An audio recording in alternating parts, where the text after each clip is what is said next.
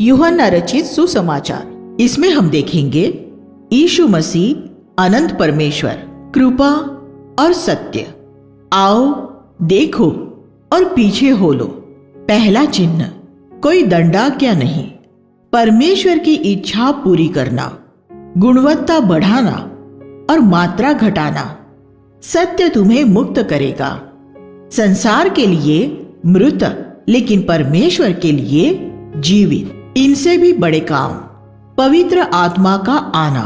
परमेश्वर हमसे वैसा ही प्रेम करता है जैसा वह यीशु से करता है।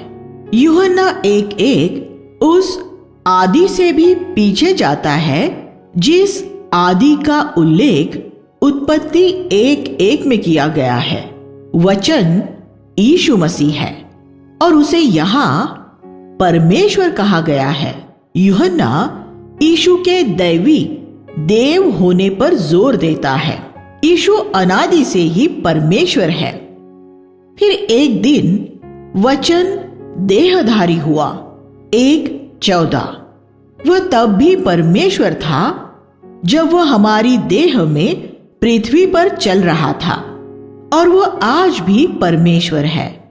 यही वजह है कि हम उसकी आराधना करते हैं और उससे प्रार्थना करते हैं। स्वयं यीशु ने कहा कि सिर्फ परमेश्वर ही आराधना के योग्य है, मत्ती 4:10। और जब पृथ्वी पर लोगों ने उसकी आराधना की तो उसने उनकी आराधना को स्वीकार किया। उसे वचन क्यों कहा जाता है? इसके अर्थ में कोई तत्वज्ञान या उलझाने वाली बात नहीं है। बाइबल एक सहज, आसान पुस्तक है जिसके अर्थ को एक दुखद रूप में बुद्धिजीवी ज्ञानियों ने उलझन भरा बना दिया है। इसे समझने के लिए एक चतुर मन की नहीं, बल्कि एक बच्चे जैसे शुद्ध हृदय की जरूरत होती है। मत्ती 11:25। यूहन्ना जिसने ये पुस्तक लिखी है वो कोई शिक्षित दार्शनिक, फिलोसोफर नहीं, बल्कि एक अशिक्षित मछुआरा था। आज लोग बाइबल सेमिनरी में जाते हैं और इस मछुआरे द्वारा लिखी बातों पर लंबे शोध पत्र लिखते हैं ताकि उन्हें धर्म ज्ञान में डॉक्टरेट की डिग्री मिल जाए। ऐसी डॉक्टरेट की डिग्री जो स्वयं यूहन्ना कभी प्राप्त न कर पाता। एक बोला या लिखा हुआ शब्द एक सुनाई या दिखाई न देने वाले विचार की सुनाई या दिखाई देने वाली अभिव्यक्ति होती है। जब हम अपने विचारों को शब्दों में व्यक्त करते हैं, सिर्फ तभी दूसरे लोग हमें समझ सकते हैं। अगर परमेश्वर स्वर्ग में ही रहता या वह एक आत्मा के रूप में पृथ्वी पर आया होता तो हम उसे कभी न समझ पाते, लेकिन वह यीशु के रूप में आया, इसलिए हम उसे समझ सकते हैं। यही वजह है कि यीशु को वचन कहा जाता है। वह अनदेखे परमेश्वर की सुनाई और दिखाई देने वाली अभिव्यक्ति है। ये शीर्षक उसके अलावा और किसी का नहीं हो सकता। उसमें यीशु में जीवन था और वह जीवन मनुष्यों की ज्योति था। 1:4। ज्योति हमेशा अंधकार को दूर करती है और यीशु का जीवन सब जगह यही करता है। जब यीशु का जीवन हम में आता है तो वह सारे अंधकार को दूर कर देता है। अगर आप एक ऐसे कमरे में हो जिसके सभी खिड़की और दरवाजे बंद हो तो बाहर सूरज की तेज ज्योति होते हुए भी आप अंदर अंधेरे में होंगे। लेकिन अगर आप एक छोटा सा झरोका खोल देंगे तो ज्योति, प्रकाश उसमें से अंदर आ जाएगा। ज्योति का यह स्वभाव है कि उसे थोड़ी सी जगह मिलते ही वह उसमें से प्रवेश कर लेती है। ज्योति की ये अभिलाषा होती है कि वह थोड़ी सी जगह मिलते ही उसमें से प्रवेश करना चाहती है। यीशु का जीवन ऐसा ही है।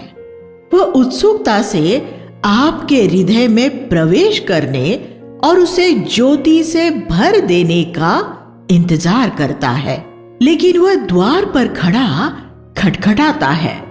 आप अपना जितना हृदय खोलेंगे वह उसमें अपने जीवन की उतनी ही ज्योति भेजेगा।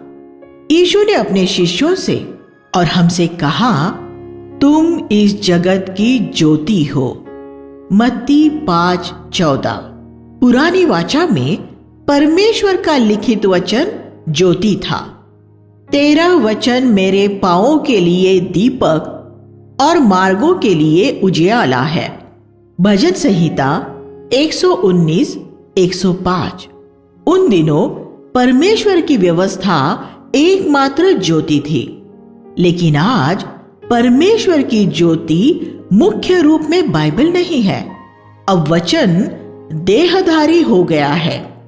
यीशु वह ज्योति है। उसने ये नहीं कहा मेरी शिक्षा ज्योति है, उसने कहा मैं जगत की ज्योति हूं। और उसने ये नहीं कहा तुम्हारी शिक्षा तुम्हारी ज्योति है, उसने कहा तुम जगत की ज्योति हो। इसलिए हमारे द्वारा सिखाई जाने वाली अद्भुत बातें नहीं, बल्कि हमारा जीवन ही वह ज्योति है। अगर आपका जीवन ज्योति नहीं है, लेकिन आप अनोखे सत्यों का प्रचार करते हैं, तो आप एक पाखंडी है और ये खमीर आपका नाश कर देगा। हम जो कुछ भी सिखाएं, उसकी हमारे जीवन द्वारा पुष्टि होनी चाहिए। ये जरूरी है कि हमारे विचारों, आर्थिक व्यवहारों, घरेलू जीवन, पति और पत्नी से बात करने के तरीके, बच्चों की परवरिश के तरीके, हमारे कार्यालयों में लोगों के साथ व्यवहार और कलीसिया में हमारे सहकर्मियों और सबसे छोटे भाई बहनों के साथ हमारे व्यवहार में यीशु का जीवन नजर आना चाहिए। यीशु का जीवन ज्योति है। हमारे देश में आज इसकी बहुत कमी है, परंतु जितनों ने उसे ग्रहण किया, उसने उन्हें परमेश्वर की संतान होने का अधिकार दिया, अर्थात उन्हें जो उसके नाम पर विश्वास करते हैं। पहला अध्याय 11 और 12।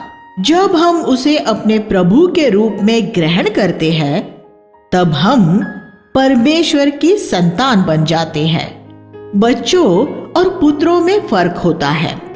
एक पुत्र बड़ा और परिपक्व होता है, एक संतान सिर्फ एक बच्चा होता है। जब आप यीशु को ग्रहण करते हो, तब आप एक बच्चे होते हैं। एक परिपक्व पुत्र बनने के लिए आपको बढ़ना पड़ता है। अनुग्रह और सत्य। जब यीशु वचन के रूप में पृथ्वी पर आया, तब शिष्यों ने उसमें परमेश्वर की महिमा को अनुग्रह और सत्य से भरपूर देखा। 1:14। मसीह ने जिस महिमा को प्रकट किया वह बड़ी संतुलित थी। उसमें अनुग्रह था और उसमें सत्य भी था। सत्य वास्तविकता की बात करता है और उस सत्य की भी बात करता है जिसका प्रचार परमेश्वर के वचन में किया गया है। यीशु ने कहा, तेरा वचन सत्य है। यूहन्ना 17:17। इस सुसमाचार में सत्य, सच, सच सच का उल्लेख 70 बार से ज्यादा किया गया है। ये यूहन्ना की मुख्य विषय वस्तुओं में से है। लेकिन उस सत्य को, जिसमें आज्ञाएं, विधियां और धर्म सिद्धांत है, लोगों के लिए आकर्षित बनाने के लिए उसे अनुग्रह से ढांपना जरूरी है। हमारी देह में हड्डियां है जो सत्य का चित्र है, और हड्डियों को ढांपने के लिए शारीरिक मांस है जो अनुग्रह का चित्र है। अगर हम सिर्फ हड्डियां होते तो हम कितने आकर्षक लगते।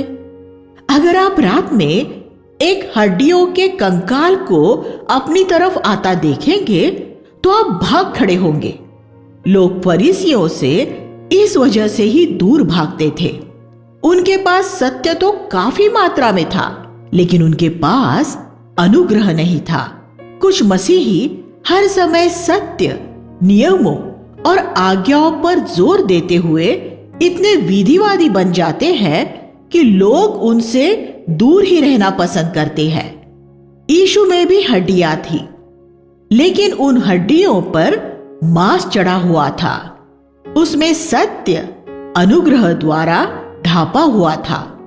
इसलिए बुरे से बुरे पापी भी उसकी ओर आकर्षित होते थे। हम में से बहुत लोगों ने सिर्फ सत्य पर जोर देने द्वारा अपने अपरिवर्तित संबंधियों को प्रभु से दूर हटा दिया है। वे हमें कंगालों के रूप में देखते हैं और उस झूठे मसीह से दूर भागते हैं जिसे हम प्रकट करते हैं। दूसरी ओर ऐसे लोग हैं जो अनुग्रह पर ज्यादा जोर देते हैं। अगर हमारे शरीर में हड्डियां न हो तो हम क्या करेंगे? जब हम खड़े भी नहीं हो पाएंगे, क्योंकि हम ऐसी जेली मछली की तरह होंगे जिसमें कोई हड्डी नहीं होती। हड्डियां न होने के कुछ फायदे भी होते हैं। हम किसी भी जगह में से, किसी भी आकार में से सरक कर जा सकते हैं। कुछ मसीही ऐसे ही होते हैं। उनमें किसी भी धर्म सिद्धांत के प्रति कोई वचनबद्धता नहीं होती। वे कोई भी समझौता करते हुए अपने आप को किसी भी समूह में ढाल लेते हैं, क्योंकि वे इवेंजेलिफिश होते हैं। वे गिरगिट की तरह रंग बदलते हुए अपने वातावरण के अनुसार अपने रंग बदल लेते हैं। इस तरह हम देखते हैं कि अगर हमें जगत के सामने मसीह को एक उपयुक्त रूप में प्रस्तुत करना है, तो उसके लिए अनुग्रह और सत्य दोनों ही जरूरी है। हम में से कोई इस क्षेत्र में सिद्ध रूप में संतुलित नहीं हो सकता। इसी वजह से परमेश्वर ने हमें मसीह की देह दी है। अगर हमारा सत्य का पक्ष ज्यादा प्रबल है, तो परमेश्वर हमारे साथ काम करने वाले ऐसे भाई देगा जिनका अनुग्रह का पक्ष प्रबल होगा। हम उनके बिना परमेश्वर की महिमा प्रकट नहीं कर सकते और वे हमारे बिना परमेश्वर की महिमा प्रकट नहीं कर सकते। लेकिन हम मिलकर मसीह को पूरी तरह प्रकट कर सकते हैं। हमारे जीवन के अंत तक हमें यह स्वीकार करते रहना होगा कि हम असंतुलित हैं। हमारा झुकाव या तो इधर या उधर होगा, और ये कि जब हम मसीह की देह के अन्य अंगों के साथ मिलकर काम करते हैं, सिर्फ तभी हम अपने उद्धार का काम पूरा कर सकते हैं। सिर्फ यीशु ही सिद्ध रूप में संतुलित था, क्योंकि वह अपने आप में मसीह की परिपूर्ण देह था। लेकिन हम सिर्फ उसकी देह का एक अंग है। इस वजह से हमें मसीह की देह में उन सभी लोगों को स्वीकार करना चाहिए जो उन बातों पर जोर देते हैं जिन पर हम जोर नहीं देते। व्यवस्था तो मूसा द्वारा आई, लेकिन अनुग्रह और सत्य यीशु मसीह द्वारा आए। 1:17 ये पद हमें सिखाता है कि यीशु के आने से पहले जगत में अनुग्रह नहीं था। अनुग्रह पुरानी वाचा में नहीं है, ये सिर्फ नई वाचा में मिलता है। किंग जेम्स अनुवाद में उत्पत्ति 6:8 का अनुग्रह शब्द गलत अनुवाद है। NASB उसका सही अनुवाद करता है, कृपा। अनुग्रह का क्या अर्थ है? अनुग्रह का सामान्य तौर पर स्वीकृत अर्थ परमेश्वर की ऐसी सहायता जिसे पाने योग्य हम नहीं हैं, गलत है। सभी मनुष्यों को परमेश्वर की वह सहायता मिलती है जिसके योग्य वे नहीं हैं, और वह असल में कृपा नहीं, दया है। पुरानी वाचा में दया थी।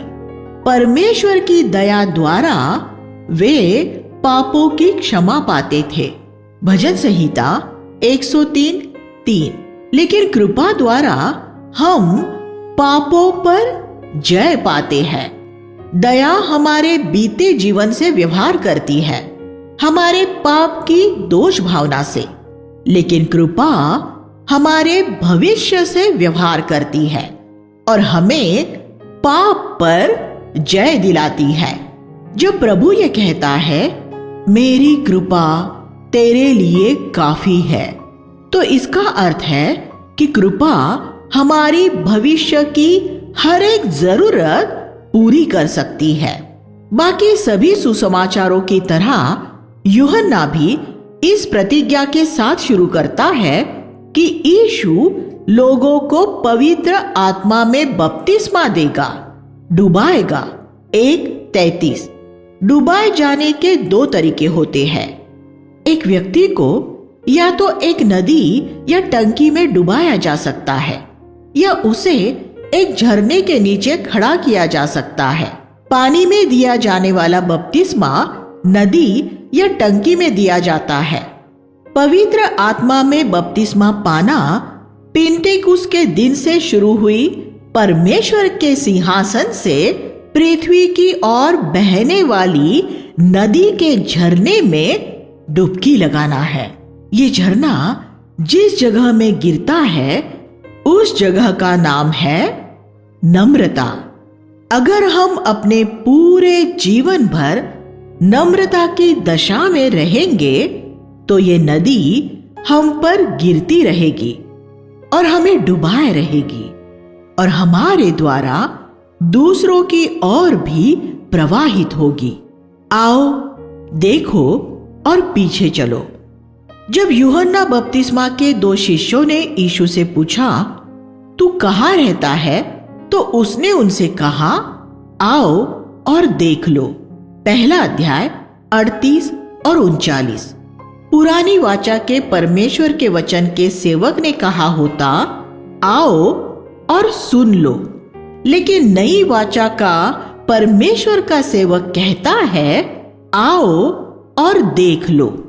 पुरानी वाचा में ये आमंत्रण था। मूसा पर्वत पर से परमेश्वर का संदेश लेकर आया है, आओ और सुनो। लेकिन नई वाचा में संदेश ये है, यीशु स्वर्ग से आया है, आओ और देखो कि वह कैसे रहता है। नई वाचा में संदेश पर नहीं, संदेश वाहक पर जोर दिया गया है। हम संदेश है, इसलिए हम कहते हैं, आओ और देखो कि मैं अपनी पत्नी के साथ, मैं अपने पति के साथ कैसे रहता हूं, कैसे रहती हूं। मैं कलीसिया में अपने सहकर्मियों के साथ कैसा व्यवहार करता हूं। मैं अपना हिसाब किताब कैसे करता हूं। मैं अपने बच्चों की परवरिश कैसे करता हूं। आओ और मेरे जीवन के हर एक क्षेत्र को देखो और तुम मेरा अनुसरण कर सकते हो जैसे मैं मसीह का अनुसरण करता हूं। 1 कुरिन्थियों 11:1। इन दिनों भारत में अमेरिका से बहुत से प्रचारक आते हैं, लेकिन अगर हम ये नहीं जानते कि वह व्यक्ति अपने घर में अपनी पत्नी के साथ या अपने पति के साथ कैसे रहता है, क्या वह तलाकशुदा व्यक्ति है, उसने अपने बच्चों की परवरिश कैसे की है, उसने कैसी कलीसिया का निर्माण किया है, तो कम से कम मैं तो उसे अपने कलीसिया में बोलने की अनुमति नहीं दूंगा। मैं सामर्थी प्रचार से प्रभावित नहीं होऊंगा। मैं सिर्फ ऐसे व्यक्ति का आदर करूंगा जो ये कह सकता हो, आओ और देखो कि मैं कैसे रहता हूं। लेकिन अगर आप सिर्फ इतना कह सकते हैं, आओ और देखो कि मैं कितना अच्छा प्रचार करता हूं या बीमारों को चंगा करता हूं, तो मुझे उसमें कोई दिलचस्पी नहीं होगी। ऐसा व्यक्ति पुरानी वाचा का सेवक है और वह सिर्फ एक पुरानी वाचा की ही कलीसिया बनाएगा। जो लोग सिर्फ इतना कह सकते हैं, आओ और सुनो, वे सिर्फ बेबीलोन का ही निर्माण कर सकते हैं। ये हो सकता है कि वे सही धर्म सिद्धांतों पर जोर देने वाले हो और उसके लिए संघर्ष भी करते हो, लेकिन वे सत्य का प्रदर्शन अपने जीवन में प्रदर्शित नहीं कर रहे हैं। अगर उनके धर्म सिद्धांत वास्तव में सत्य है, तो वह उनके जीवन में भी सत्य वास्तविकता पैदा करेगा। अगर उनका धर्म सिद्धांत एक पवित्र जीवन उत्पन्न नहीं करता, तो उनका धर्म सिद्धांत गलत ही होना चाहिए। यीशु में जीवन था और वह जीवन मनुष्यों की ज्योति था। यूहन्ना की विषय वस्तु, उसके सुसमाचार और उसकी पत्रियों में भी जीवन है। ये जीवन हजारों सालों तक छुपा हुआ था। मनुष्य परमेश्वर से सिर्फ शब्द पा सकते हैं, फिर वचन देहधारी हो गया और अब हम उस अनंत जीवन का अनुभव पा सकते हैं। ये वास्तविक सुसमाचार है। इसलिए पौलुस ये कह सका था, मेरा अनुसरण करो जैसे मैं मसीह का अनुसरण करता हूँ। 1 कुरिन्थियों 11:1। परमेश्वर का हर एक सेवक ये कहने योग्य होना चाहिए। कुछ प्रचारक कहते हैं, मेरा नहीं, मसीह का अनुसरण करो। ये बात सुनने में बड़ी नम्रता भरी लगती है, लेकिन ये वचन के अनुसार नहीं है। वे ऐसा क्यों कहते हैं? क्योंकि वे जानते हैं कि उनके जीवन एक बुरे उदाहरण है, और अगर ऐसा है तो उसे बिल्कुल भी प्रचार नहीं करना चाहिए। उसे पहले अपने घर जाकर अपने जीवन को ठीक करना चाहिए। जब हम दूसरों से ये कहते हैं कि वे हमारा अनुसरण करें जैसे हम मसीह का अनुसरण करते हैं, तो इसका अर्थ ये नहीं है कि हम मसीह जैसे हो जाने का दावा कर रहे हैं। नहीं, हम पर्वत की उस चोटी पर अभी नहीं पहुंच गए हैं। वो मसीह के दूसरे आगमन पर ही होगा। लेकिन हम पर्वत के नीचे भी नहीं बैठे हैं। हमारा ये कहना है कि सुसमाचार ने हमारा जीवन, हमारे विचार, हमारी बातचीत, हमारा आर्थिक लेन देन और हमारा सामान्य व्यवहार बदलना शुरू कर दिया है, और हम दूसरों से कह रहे हैं कि वे भी पूरी तरह से बदलकर मसीह समान हो जाने के लिए हमारे साथ मिलकर इस पर्वत पर चढ़े। मैंने एक भाई के बारे में सुना जो पश्चिम के एक देश से भारत की यात्रा पर आया। उसने रेलगाड़ी का प्रथम श्रेणी का टिकट लिया और गाड़ी में बैठ गया। उसने देखा कि उसकी जगह पर कोई और बैठा था जो उसकी जगह खाली नहीं करना चाह रहा था। उसने लड़ने की बजाय उसने शौचालय के पास अखबार बिछाया और वहां बैठ गया। जब टिकट निरीक्षक आया तो उसने उस भाई से कहा कि वह यहाँ नहीं बैठ सकता, तो उसने उसे वो टिकट दिखाया। तब उसने इस भाई से पूछा कि वह जमीन पर क्यों बैठा है। उसने जवाब दिया, क्योंकि मेरी जगह पर एक दूसरा व्यक्ति बैठा हुआ है। टिकट निरीक्षक हैरान हुआ कि एक विदेशी ऐसा कर सकता है, और उसने उससे पूछा कि उसने ऐसा क्यों किया। उसने जवाब दिया, मैं एक मसीही हूं, इसलिए मैं लोगों से झगड़ा नहीं करता। उसकी साक्षी से टिकट निरीक्षक ने अपना मन फिरा लिया। क्या टिकट निरीक्षक ने एक सामर्थी उपदेश सुनने द्वारा अपना मन फिराया था? नहीं, उसने उस भाई के आचरण में एक सामर्थी उपदेश देखा था। जगत की ज्योति होने का ये अर्थ होता है। जब हम बसों और रेलों में सफर करते हैं, तब हम वहां स्वार्थी मानवीय व्यवहार को उसके सबसे निचले स्तर पर देखते हैं।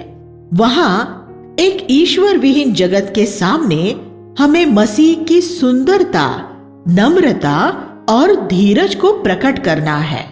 1:47 में हम यीशु को नतनएल के बारे में ये कहता हुआ देखते हैं, देखो, वास्तव में एक इज़राइली जिसमें कपट नहीं है। 1:47। प्रभु द्वारा दी गई ये कितनी अद्भुत साक्षी है। उसने ये नहीं कहा कि नतनएल निष्पाप या सिद्ध था, क्योंकि नतनएल न तो निष्पाप था और न ही सिद्ध था, और प्रभु कभी झूठ नहीं बोलता। यीशु ने सिर्फ इतना कहा कि वह एक ईमानदार व्यक्ति था और कांच की तरह पारदर्शी था। बहुत से मसीही धुंधले कांच की तरह होते हैं, उनके आर पार नहीं देखा जा सकता। वे अपने भीतर की ओर बहुत कुछ छुपाए रखते हैं। सामने की तरफ तो वे बहुत पवित्र नजर आते हैं, लेकिन धुंधली कांच के पीछे की ओर वे एक दूसरा ही जीवन जीते हैं। कपट का न होना साफ कांच की तरह एक ऐसे जीवन का होना है जिसमें हमारे भीतरी और हमारे बाहरी जीवन में छुपाने लायक कुछ न हो। ये हो सकता है कि हम क्रोध आदि से हार रहे हो, लेकिन हम ईमानदारी से वह स्वीकार कर लेते हैं। हम पाखंड नहीं करते। प्रकाशित वाक्य 21 में हमें बताया गया है कि नया यरूशलेम यीशु मसीह की कलीसिया एक स्वच्छ कांच की तरह है। अगर हम कलीसिया में रहना चाहते हैं तो हमारा जीवन ऐसा होना चाहिए। पहला चिन्ह। अध्याय 2 में हम काना गांव में आयोजित एक विवाह के बारे में पढ़ते हैं, जिसमें यीशु और उसके शिष्य भी आमंत्रित थे।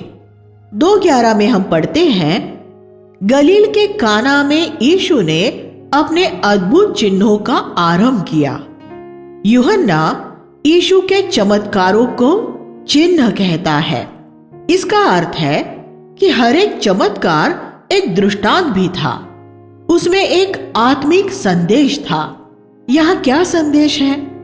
सबसे पहले ये, सांसारिक बातों में आपके आनंद का दाखरस एक न एक दिन खत्म हो जाएगा।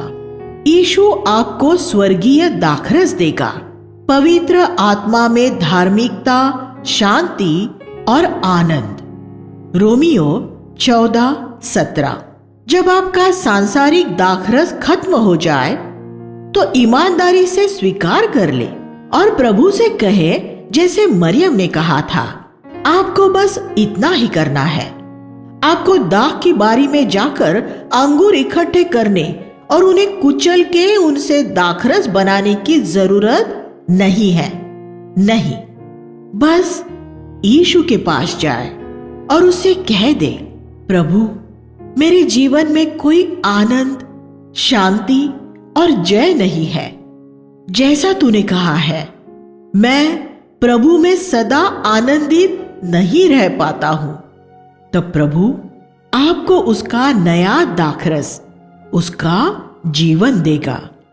प्रभु उन खाली मटकों में शून्य से भी दाखरस बना सकता था, लेकिन उसने ऐसा नहीं किया।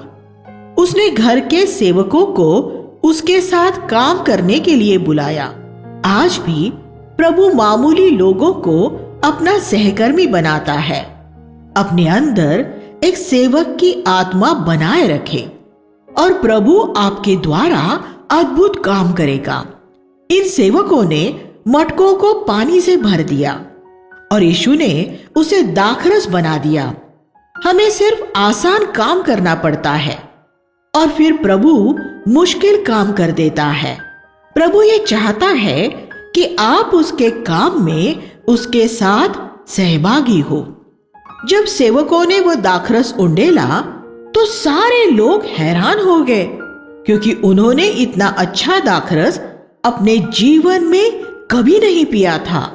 मेरी अपनी सेवकाई में मैं बहुत बार अपना स्वादहीन पानी, मेरे अपने विचार लेकर प्रभु के पास आया हूं और उसने उसे दाखरस में बदलकर उसका प्रचार करने के लिए मुझे दिया है।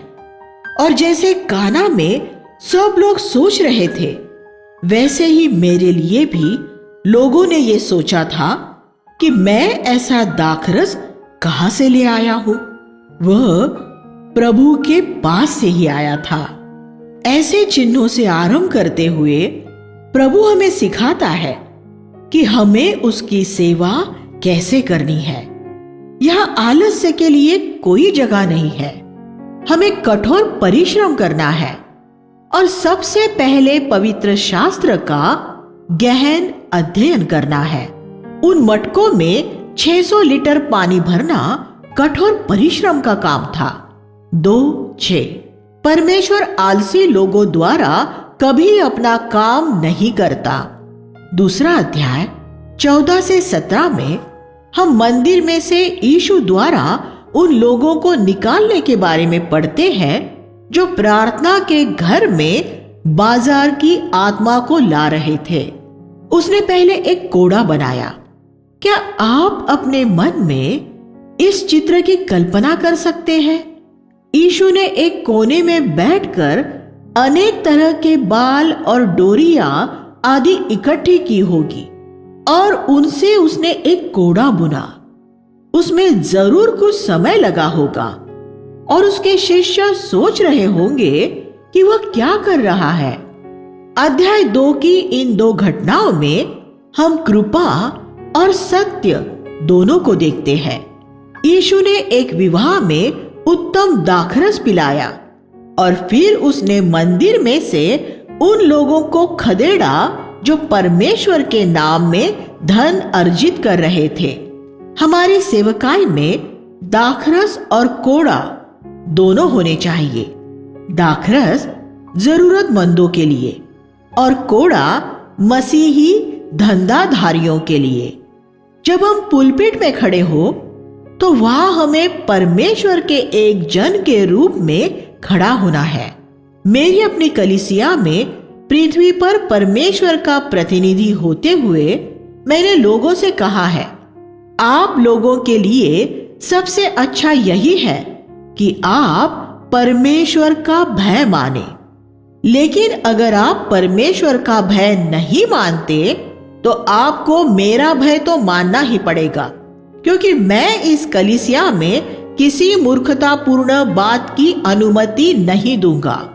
मैं आपको ये अनुमति नहीं दूंगा कि आप यहां से किसी तरह का लाभ कमा सके, पीठ पीछे किसी की बुराई कर सके, लोगों को अपनी तरफ आकर्षित कर सके या अपने लिए नाम कमा सके। अगर आप यहां आते हैं और एक सेवक नहीं होना चाहते, अपने आप को नम्र और दीन नहीं करते, अगर आप इस भवन के शौचालय साफ नहीं करते, तो आपके लिए इस कलीसिया में कोई जगह नहीं है।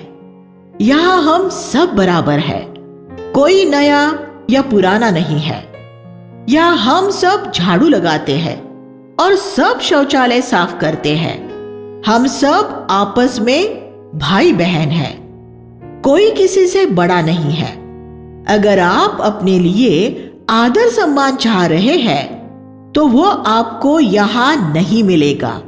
आपको किसी दूसरी कलीसिया में चले जाना होगा।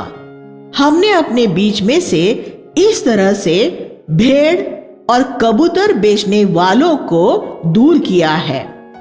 अगर हम दृढ़ नहीं होंगे तो हम ऐसी ही सैकड़ों कमजोर कलीसियाएं तैयार करेंगे जिन्होंने भारत में प्रभु के नाम को बदनाम किया है।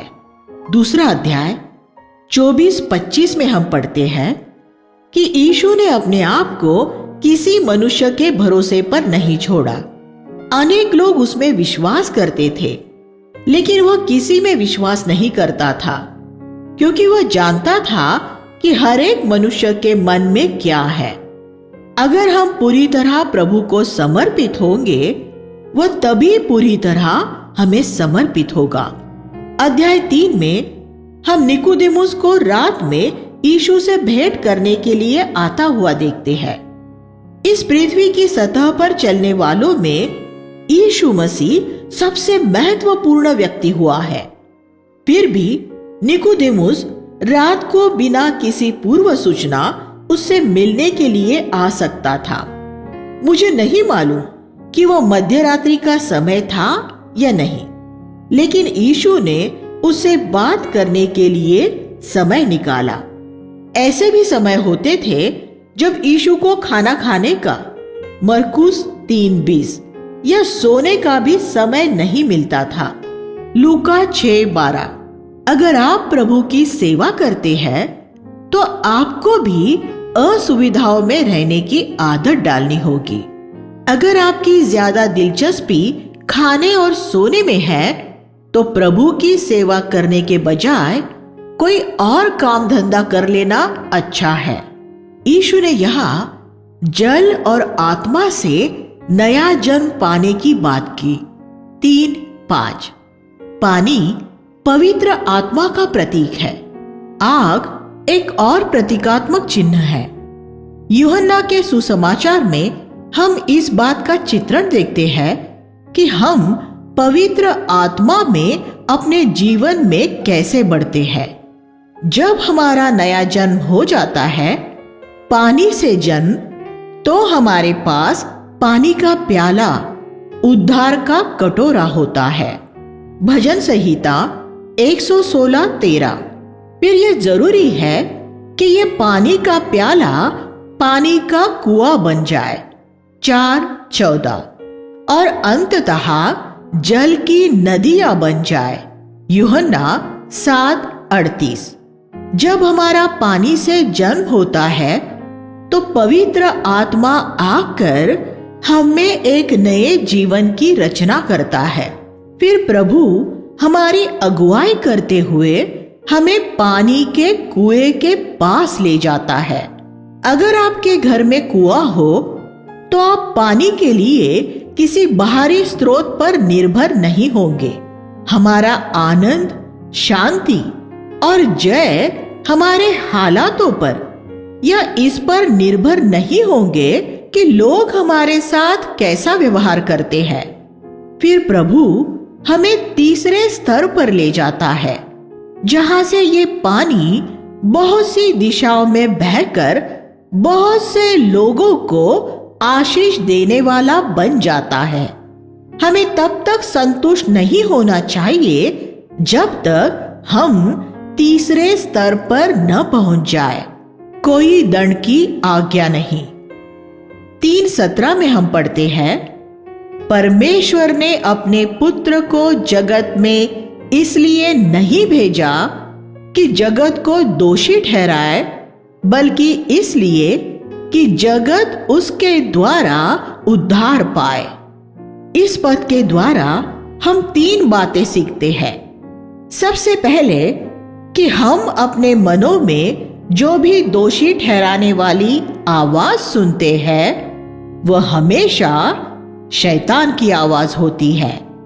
पवित्र आत्मा हमें खास पापों के लिए दोषी ठहराता है, लेकिन वह हमें कभी इस तरह से दोषी नहीं ठहराता कि हम निकम्मे हैं, यह हमारे लिए अब कोई आशा नहीं बची है आदि। दूसरी बात, हमें परमेश्वर के वचन का कभी इस तरह प्रचार नहीं करना चाहिए कि हमारा संदेश सुनने के बाद लोग स्वयं को दंड का पात्र मानने लगेंगे। उनमें हमेशा ये उत्साह बना रहना चाहिए कि उनमें से सबसे बुरे पापी के लिए भी आशा है। तीसरी बात, जब हम गैर मसीहों के बीच साक्षी हो तो हमारी साक्षी उन्हें दोषी ठहराने के लिए नहीं, बल्कि उन्हें बचाने के लिए हो। अपनी युवावस्था में मैं सड़कों, रेलगाड़ियों और बसों में बहुत से ट्रैक्ट बांटता था। ये मैं इसलिए करता था कि मैं उनके लहू का दोषी नहीं ठहरना चाहता था। मेरा लक्ष्य उनका उद्धार नहीं था और निश्चय ही मैं उनमें से किसी के लिए यीशु की तरह मरने को तैयार नहीं था। जब भी मैं उन्हें ट्रैक देता था तो अपने मन में कहता था, अब मैंने तुम्हें ट्रैक दे दिया है, अब तुम्हारा लहू मेरे हाथों पर नहीं है। मैं अपने विवेक को शांत करने के लिए उन्हें ट्रैक देता था ताकि वे फिर मेरी तरफ इशारा करके ये न कह सके कि मैंने उन्हें सुसमाचार नहीं सुनाया था। मैं ये नहीं चाहता था कि वे अंतिम दिन मुझसे ये कहे, तुमने मुझे यीशु के बारे में नहीं बताया था। लेकिन मैंने ये जान लिया है कि ये सुसमाचार सुनाने का तरीका नहीं है। परमेश्वर ने अपने पुत्र को लोगों को दोषी ठहराने के लिए नहीं, बल्कि उन्हें बचाने के लिए भेजा था। अब मैं 1000 ट्रैक बांटकर एक भी आत्मा न बचाने की बजाय एक ट्रैक देकर एक आत्मा बचाना चाहूंगा। 3:30 में हम यूहन्ना बपतिस्मा के जीवन का आदर्श वाक्य पाते हैं। ये अवश्य है कि वह मसीह बढ़े और मैं घटूं। अगर हम भी इसे अपने जीवन का आदर्श वाक्य बना ले तो भला ही करेंगे। अध्याय 4 में हम यीशु के सामरिया जाने के बारे में पढ़ते हैं। यीशु और उसके चेले चलते हुए जा रहे थे। वे जब सामरिया पहुंचे तो बहुत भूखे भी हो रहे थे। अगर हम सुसमाचार प्रचारकों के एक समूह के रूप में किसी नगर में जाए और वहां भूखे हो जाए तो हम क्या करेंगे? तो हम किसी भोजनालय में जाकर खाना खा लेंगे। लेकिन हम यहां देखते हैं कि किसी भोजनालय में खाना खाने के बजाय यीशु को पवित्र आत्मा की धीमी आवाज सुनाई दे रही थी कि वह वही मार्ग के किनारे बैठ जाए। इसलिए उसने अपने शिष्यों से कहा, तुम लोग खाने के लिए चले जाओ और मेरे खाने के लिए कुछ ले आना। जबकि वह वहां इंतजार कर रहा था तो एक स्त्री वहां आई और उस स्त्री के द्वारा पूरे नगर ने यीशु के बारे में सुन लिया। यीशु पवित्र आत्मा की धीमी आवाज को सुनता था। प्रेरित भी सुनते थे। फिलिपुस से यह कहा गया कि सामरिया में आई नवजागृति को छोड़कर रेगिस्तान के मार्ग पर चला जाए। जब उसने आज्ञा का पालन किया तब उसे एक इथियोपियाई खोजा मिला जिसने मन फिराया और वह सुसमाचार को इथियोपिया ले गया जहां हजारों लोगों ने मन फिराया था। इथियोपिया में 2000 सालों से मसीही लोग हैं क्योंकि उस दिन फिलिपुस ने पवित्र आत्मा की आवाज सुनी थी और फिलिपुस क्योंकि कई घंटों तक विश्वास योग्य रहते हुए रेगिस्तानी गर्मी में चला था, इसलिए लौटते समय परमेश्वर ने उसे मुफ्त हवाई यात्रा कराते हुए उसे वापस घर पहुंचा दिया था। प्रेरितों अध्याय 8:39।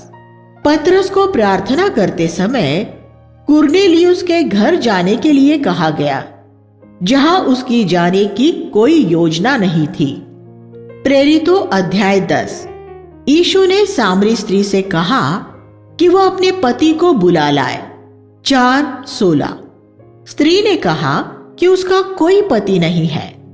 यीशु ने कहा, तूने ठीक कहा है, मेरा कोई पति नहीं है, क्योंकि तेरे 5 पति हो चुके हैं और अब जो तेरे पास है वो भी तेरा पति नहीं है। 4:18। अब वह स्त्री बहुत लज्जित हो गई और उसने फौरन बात बदलकर आराधना के बारे में बात शुरू कर दी। पद 20। और यहां हम यीशु की कृपा देखते हैं। उसने उसकी शर्मिंदगी को भांपकर खुद ही विषय को बदल दिया। वह सत्य और कृपा से भरपूर था। अगर आप पवित्र आत्मा को ये अनुमति दे कि वह यहां आपको यीशु की महिमा दिखाए तो वह आपको उसकी समानता में बदल देगा। ये एक अद्भुत बात है कि यीशु ने एक अध्यक्ष बिशप के साथ तो उद्धार के प्राथमिक सत्यों की बात की, अध्याय 3, और आराधना के गहरे सत्यों के बारे में एक 5 बार तलाकशुदा पापी स्त्री से बात की, अध्याय 4। ये स्पष्ट है कि यीशु ने उसमें सत्य के लिए उस बिशप से ज्यादा भूख देखी थी। पिता जो स्वर्ग में है ऐसे आराधक ढूंढ रहा है जो आत्मा और सच्चाई वास्तविकता में उसकी आराधना करेंगे। पुरानी वाचा में लोग सिर्फ उनकी देह और जीव में आराधना कर सकते थे, तालियां बजाने और भावनाओं आदि में। आज भी बहुत लोग परमेश्वर की आराधना ऐसे ही करते हैं, लेकिन यीशु ने कहा कि ऐसा समय आ रहा है जबकि सच्चे आराधक आत्मा में भी आराधना करेंगे। यीशु की मृत्यु के बाद अब वह समय आ चुका है, क्योंकि महापवित्र स्थान का पर्दा बीच में से फट चुका है और अब मनुष्य अपनी देह को एक जीवित बलिदान के रूप में अर्पित करते हुए सीधा परमेश्वर की उपस्थिति में जा सकता है, जिसका परिणाम आत्मा में आराधना होगा। रोमियो 12:1। परमेश्वर की इच्छा पूरी करना। यीशु ने अपने शिष्यों से 2 बातें कही। पहली, मेरा भोजन यह है कि अपने भेजने वाले की इच्छा पूरी करूं और उसका काम पूरा करूं। 4:34। उसका खाना इधर उधर भागना और परमेश्वर के लिए कुछ करना नहीं, बल्कि सिर्फ वह करना था जो उसका पिता चाहता था कि वह करे। दूसरी बात, उसने अपने शिष्यों से कहा कि वे अपनी नजर उठाकर देखे कि खेत कट्टी के लिए पके हुए थे। 4:35। कुछ को बोने के लिए और कुछ को काटने के लिए बुलाया गया है। 4:36। मेरी सेवकाई मुख्य तौर पर काटने की रही है। यीशु ने कहा, मैं तुम्हें वहां काटने के लिए भेजता हूं जहां दूसरे लोगों ने परिश्रम किया है। 4:38। 200 साल पहले विलियम केरी भारत आए थे और बहुत पीड़ा सही और बहुत बोया। उसके बाद और भी बहुत से मिशनरी आए और उन्होंने भी बहुत बोया, लेकिन अपने परिश्रम का बहुत कम फल देखा। लेकिन आज जब मैं तमिलनाडु के दूर गांवों में जाता हूं तो मैं वहां उन मिशनरियों द्वारा बोए हुए को काटता हूं। उन्हें मुझसे बहुत ज्यादा प्रतिफल मिलेगा, क्योंकि उन्होंने वर्षों तक ज्यादा फल देखे बिना बोने का काम किया था। सुसमाचार प्रचारक जाता है और लोगों को मसीह के पास लाता है, फिर उसे उस मन फिराए व्यक्ति को एक शिक्षक या पालक को सौंप देना होता है कि फिर उन्हें मसीह की देह में निर्मित किया जा सके। इसमें कोई स्पर्धा नहीं है। कुछ पास्टर कहते हैं, तुम मेरी भेड़ें चुरा रहे हो। वे आपकी या मेरी नहीं, परमेश्वर की भेड़ें हैं। अगर वे आपकी भेड़ें हैं तो वे सभी नरक में जाएंगी, सिर्फ प्रभु की भेड़ें ही स्वर्ग में जाएंगी। मुझे एक सुसमाचार प्रचारक की बात याद है, जिसे एक बार सड़क पर एक शराबी मिला। शराबी ने कहा, क्या तुमने मुझे पहचाना? मैं वही हूं जिसने आपके प्रचार द्वारा मन फिराया था। सुसमाचार प्रचारक ने कहा, अगर आज तुम्हारी ये दशा है तो जरूर तुमने प्रभु द्वारा नहीं, मेरे ही द्वारा मन फिराया होगा। मेरी भेड़ किसी ने नहीं चुराई है, क्योंकि मेरी कोई भेड़ ही नहीं है। वे सभी प्रभु की भेड़ें हैं, और अगर उन्हें किसी दूसरी कलीसिया में अपना भविष्य ज्यादा अच्छा नजर आता है तो मैं उन्हें वहां जाने से नहीं रोकूंगा, और आपको भी नहीं रोकना चाहिए। प्रभु की भेड़ों को अपनी संपत्ति समझकर उन पर अपना अधिकार न जमाए। 4 अध्याय 46 से 54 में हम कफरनहूम के एक राज कर्मचारी के बारे में पढ़ते हैं जिसका पुत्र बीमार था, वह यीशु से मिलने काना में आया। यीशु ने उसे कहा, जा, तेरा पुत्र जीवित है। जब वह घर पहुंचा तो उसने अपने सेवकों से पूछा कि वह किस समय से अच्छा होने लगा था। उन्होंने कहा, कल दोपहर 1 बजे से। वह राजकर्मचारी असल में उसके घर अगले दिन पहुंचा था। राजकर्मचारी होते हुए वह काना अवश्य ही एक रथ में आया होगा। कफरनहूम का रास्ता क्योंकि सिर्फ 25 किलोमीटर था, इसलिए वह 2-3 घंटों में आसानी से अपने घर पहुंच सकता था। लेकिन वह उसी दिन वापस नहीं गया था। वह रात को काना में रुका था और अगले दिन अपने घर गया था।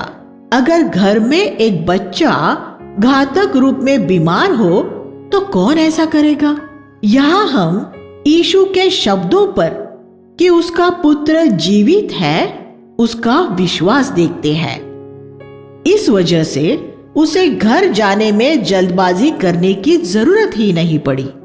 जब यीशु ये कहता है, तेरा पुत्र अच्छा है, तब क्या हमें ऐसा विश्वास होता है कि हमें उसकी पुष्टि करने के लिए भागकर घर जाने की जरूरत न हो? अध्याय 5 में हम पढ़ते हैं, बैतसैदा में ऐसे बहुत लोग थे जो बीमार, अंधे, लंगड़े और सूखे अंग वाले थे। 5:3। आज ये दशा बहुत सी कलीसियाओं का बयान है। उनमें बहुत से जनसमूह आत्मिक रूप में बीमार, अंधे, लंगड़े और सूखे अंग वाले विश्वासी हैं। यीशु उन्हें चंगा करने आया था। उनमें से एक व्यक्ति वहां 38 साल से पड़ा था। जब इज़राइल ने कनान में प्रवेश नहीं किया था, तब परमेश्वर ने इज़राइल को जंगल में 38 साल तक भटकने द्वारा दंडित किया था। कादेश बरने कनान की सीमा से चलकर जेरेद नाले को पार करने तक हमें 38 वर्ष लगे, जिस समय काल में परमेश्वर की शपथ के अनुसार युद्ध करने वाले सब पुरुष छावनी में ही नाश हो गए। व्यवस्था विवरण 2:14। ये लंगड़ा व्यक्ति ऐसे विश्वासियों का प्रतीक है जो हारे हुए हैं और पाप पर जय पाते हुए जय में नहीं चल सकते।